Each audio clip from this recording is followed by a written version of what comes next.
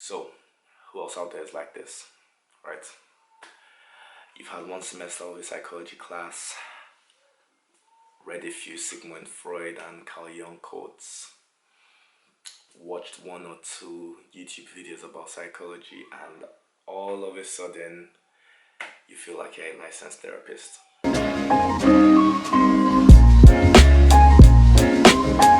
Oh, hey man, how's it going? Not too bad, not too bad. How's lockdown been on you? Yeah, it's been alright.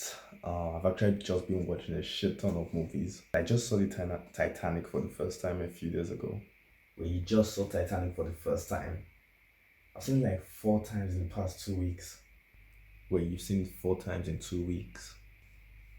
That's a bit excessive, don't you think? Dude, it's the Titanic. It's fucking amazing. Huh. Okay. What? Oh, nothing. I just think it's interesting that you've chosen to watch this particular movie so many times. Do you think you watch the Titanic because it feels like a metaphor for your romantic life, with you being Rose, letting go of Jack, which obviously represents your only chance at one true love, drift away into the cold darkness of the abyss, knowing fully well that there was more than enough room for both of you on your life raft, and you could have both set sail into the sunset together. But no, you chose to let it go because deep down you don't feel like you deserve that. You don't feel like you deserve a chance at that one true love. And this might stem from never receiving that sort of affection from your estranged father.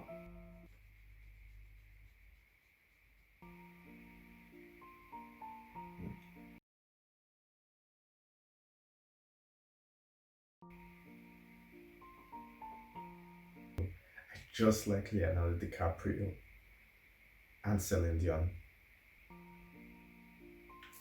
Edible complex. When I was really young, like during my teenage years, oh god, I feel so old. Fuck. During my teenage years, I got really interested in psychology for obvious reasons. All our minds were a bit messed up back then. And I just wanted to understand why I was feeling the way I was feeling, or why I was behaving the way I was behaving regarding certain things. And yes, I ended up getting into self reflection and down the line psychology. And you know what they say about how too much of something is a bad thing, or too much of anything is a bad thing? That's basically what happened with this. After so many years of either watching videos or reading books relating to psychology and like just different things to do with psychology, it got to the point where I stopped looking at my behavior with regards to my surroundings, or how I was thinking with regards to my environment and other people around me. And I kind of flipped it and started looking at how everything else in my surrounding was behaving with regards to me, or just in general, how it was behaving within itself. And I guess like sociology. It got to the point where if I'm having a casual conversation with someone and they're telling me about something, either like a problem or they're just expressing a way of thinking, I end up making links between psychological terms that I've heard, or psychological, what I say, situations, just things to do with psychology and what it is that they're saying or how it is that they're feeling.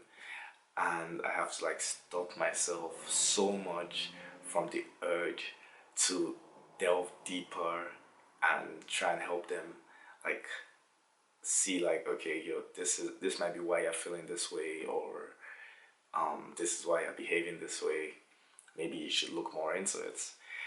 Yeah, like, so for example, if I'm out at an event or in a public place and there's someone who seems to really be obnoxiously loud, or is just trying to be the center of attention, the first thing that comes to my mind is this person was probably starved of attention as a child, or there's something they are really embarrassed about themselves, or insecure about, or self-conscious about, that they don't want people to pay attention to. So they're trying to do a little like show over here, like, yo, don't look here, just look here instead. Look here instead. Hey, over here. Yeah, so I'm sure, as you can tell, I'm really good at small talk and amazing in social situations. But the thing is, I don't know, maybe it's just the Pisces in me, but like 90% of the time, my first intuition about someone is usually right. And I think it's fine to have this surface level of like general analysis or criticism or whatever you want to call it, because it's just for my amusement or my entertainment when I'm out in public, because who enjoys being out in public anyway? But the issue arises when it becomes like a one-on-one conversation with someone, like a casual conversation, and then you just start saying, oh yeah, it sounds like you have schizophrenia, or it sounds like you might have PTSD, or like just basically diagnosing people on the spot when they didn't fucking ask you to. There was actually a situation with my friend that happened, which made me kind of put a bit of a halt on the whole psychoanalyzing thing. So usually would have discussions and would like delve deep into maybe the psychology behind whatever it is. And it got to the point where I was also doing it for the sake of just trolling. And at some point, they just like blew up on me, and I was just like, yikes, okay. So I took a long, good look at myself in the mirror, and I was like, okay, maybe you need to like slow down with this whole thing. That was when I realized that don't think, I don't think people like being told that there's something obviously wrong with them. I think it makes them feel attacked and vulnerable. Because imagine if, like a way smaller scale example, if you're talking to someone and you have like a ketchup stain or mustard stain on your mouth, and they bring it to your attention, like, oh, you have a mustard stain on your mouth. A lot of people might not feel embarrassed about it, but some people would, right? But you can easily just take a napkin and wipe that off and it's gone. It's like, okay, fine, cool. But imagine if someone came up to you and said, you have a ketchup stain on your brain, right? What are you going to do about that? You can't take a napkin and wipe ketchup stain off your brain. Obviously, this is just an analogy. It's not like, or a metaphor. It's a metaphor? Whatever. It's not a direct, what's it called, relation, but you know what I mean. You're going to be walking around knowing that there's a ketchup stain on your brain and you don't even have a napkin that can wipe it off. Like, you're just going to feel self-conscious and insecure, right? So I think that might be how people feel when it comes to that. And I feel like if you are right about it, they probably feel like you just violated their mind.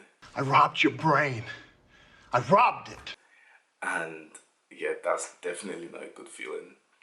So I was talking to a friend of mine who is a DJ, and we're talking about how, like, when he first started DJing, whenever he would go to a club or to a bar and he heard the DJ there playing, his mind will always go into like criticism or analysis mode, and he would be thinking, oh, you could have, like, the person could have mixed this song in instead of this one, or he could have transitioned this way instead of the way that he did, or like, why the hell are they even playing Yeah by Usher for the 600th time in one night?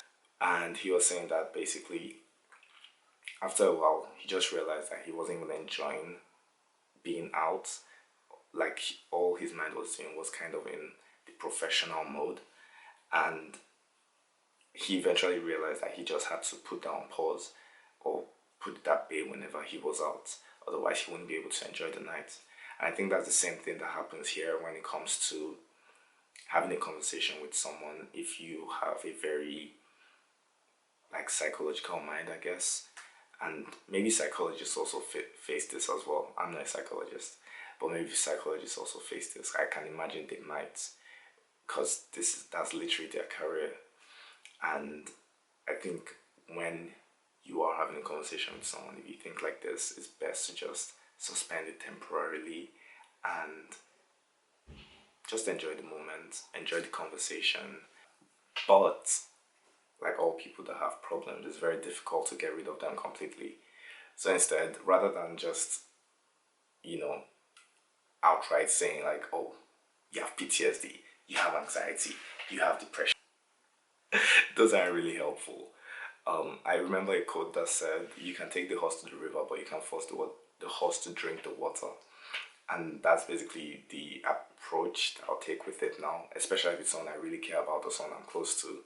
I would just use like leading questions to help them kind of get to a way of thinking that's going to help them, rather than just telling them, oh, you have this and this is what you have to do. I think for the most part, people do know if they have a problem, like if there's a part of them that needs improving or whatever. But it's very difficult for them to properly address it because there's the element of emotional interference that also exists, especially because it's very personal to them. And there's also the issue of every other thing that's going on in their life that could be affecting how they are properly seeing this situation or this particular thing. Like, some people might not even know that they have a problem, for example. And that being said, I think this is a good point to say, if you feel like you do have any mental health issues or whatever, please go see a therapist. Please. Even if you don't think you have mental health issues, just go see a therapist. Honestly, just have like a every 6 monthly checkup or whatever, the same way we do with our health. So I thought like this approach might be manipulative at first, but maybe this is my way of justifying it. But I feel like people sometimes just need someone they can share their problem with that can help them arrive at a solution or help them like put them on a good thought path that isn't necessarily muddied with all the other issues that they might have to be dealing with, and it will help them arrive at the solution that they need. And I think that's not manipulative. The funny thing is, I actually called up my friend while I was working on this video and told them that I actually felt bad about like what had happened, because we had never spoken about it after then. We just kind of just like moved on from it. I stopped doing it and it was cool. So I told them I actually felt really bad about it. And the funny thing is, they actually said they were glad that I did it because it helped them become a lot more critical or self-analytical of themselves. And they would always think, whenever they found themselves in a situation, they would always think, oh, why are they feeling this way, or why are they acting this way? And yes, I think that was good. So I think you should psychoanalyze your friends. You should psychoanalyze your friends. With love, of course. Okay, thanks so much for watching. And if you enjoyed it, make sure to leave a like, because it's going to really help me out. Make sure to subscribe if you haven't.